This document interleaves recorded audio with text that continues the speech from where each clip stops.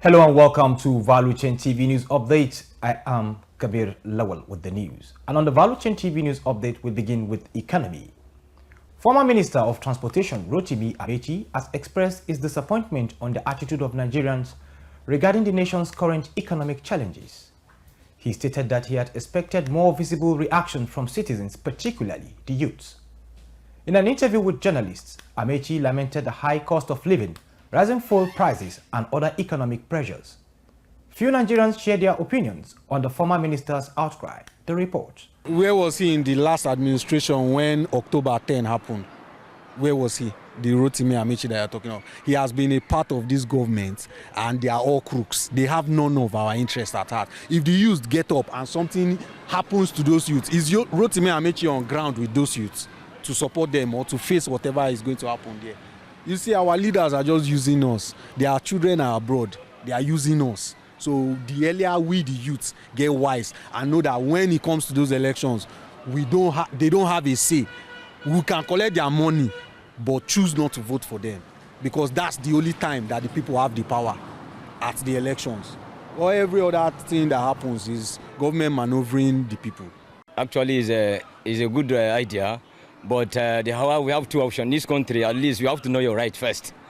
Then if you know your right, you know how you, as you say, you know the due process we are going to follow by the law-abiding good citizen to follow to fight for our rights. But there are another option again. There are some youths that do not even know their rights. When they say you should come out and fight, they will now fighting for illegal.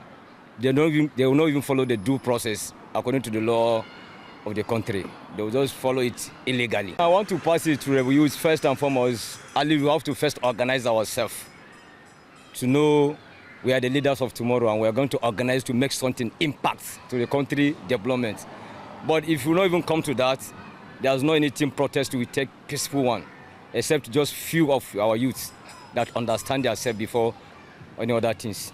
Still on economy, the federal government has announced the commencement of zero value added tax VAT on pharmaceutical products and medical devices in a bid to reduce drug prices in the country. In a statement signed by the head of information in the Ministry of Health, Alaba R. Balogun, noted that the executive order on harmonized implementation framework has been cleared to be gazetted. The ministry also noted that following the completion of the process, the Federal Inland Revenue Service (FIRS) and Nigerian Customs Service can begin implementing zero VAT and excess duties on pharmaceutical products and medical devices.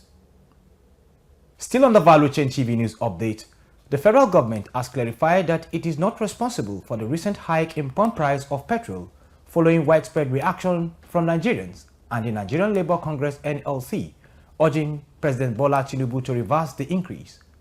Value Chain TV had reported that the Nigerian National Petroleum Company Limited (NNPCL) adjusted the pump price of fuel from 897 naira per litre to 1,030 naira in Abuja, from 855 naira to 998 naira per litre in Lagos.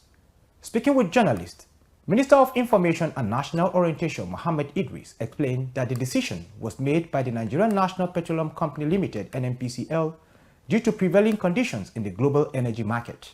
In a chat with Value Chain TV, few Nigerians in the FCT shared their concerns. The report. It's on the right direction. In fact, it's even late. You should have even done this ever since, right from, I mean, why are we buying for 1,000 plus? I mean, it's not making any sense, because as a bold driver right now, I don't even know how I'm going to manage with my customers, because if you buy fuel at the rate of 1,000, the situation is affecting everybody, yeah? So, buying fuel for 1,000 something, and how much are you going to charge people? I've been here for 2 hours plus now, without even having any hope of mine. I don't even know. They've increased the price, yeah? But we've not been able to get. I've been here, like I said, I've been here for 2 hours plus now, and no hope of getting. So I don't even know what. He's on the right direction, if you ask me. He's on the right direction, but he should have done that ever since. They shouldn't have even allowed it get to this point. It's on the right direction, but my problem with all these politicians is that they don't keep to their words. They will come out with the intention of doing something that will benefit the masses.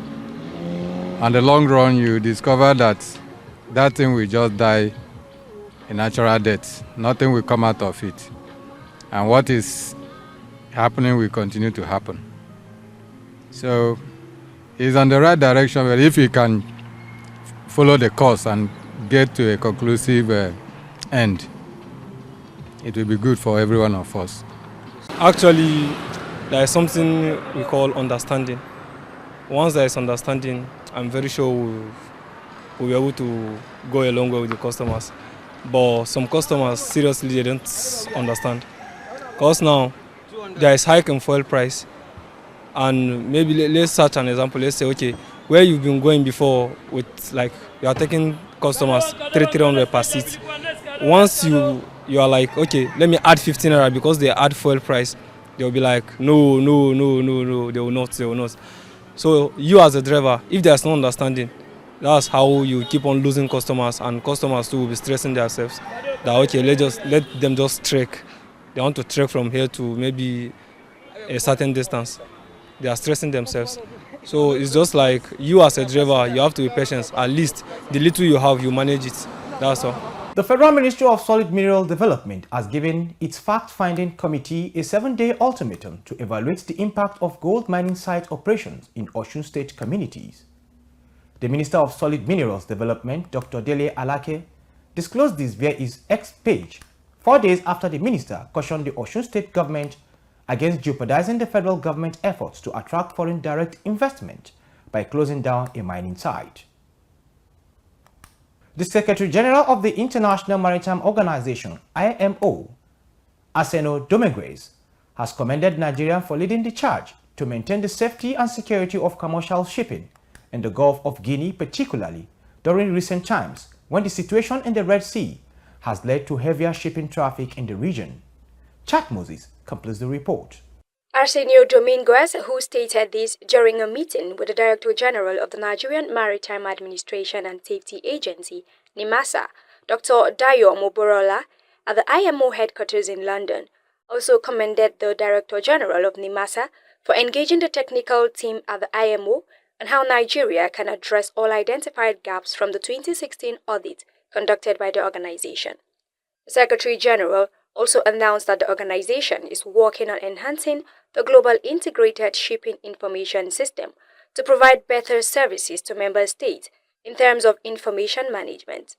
On his part, Dr. Moborola declared that his administration will pay attention to details on how Nigeria can become a voice to be reckoned within the global maritime diplomacy, adding that Nigeria is committed to sustaining the momentum of the recent achievements in safety and security within the maritime domain.